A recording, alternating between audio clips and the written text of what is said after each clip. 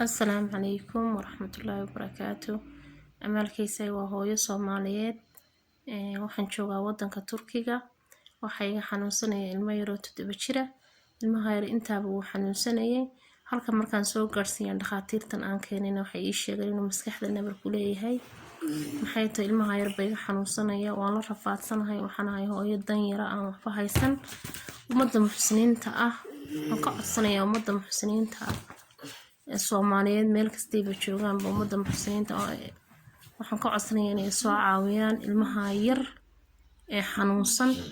ay igu soo caawiyaan ilaahay dartii ay soo caawiyaan wixii ummadda nabi maxamed shahaadanaya dadka sadaqada bixisada ee khayrka jecel waxaan doonayaa in ilmaha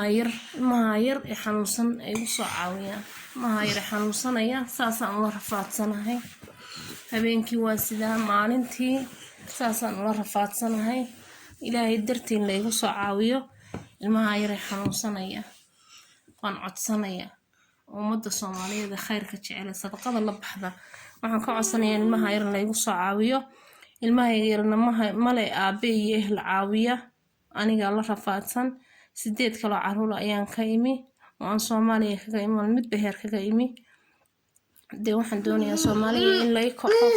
la caawiyo ilaahay dartii la igu soo caawiyo ilmaha yar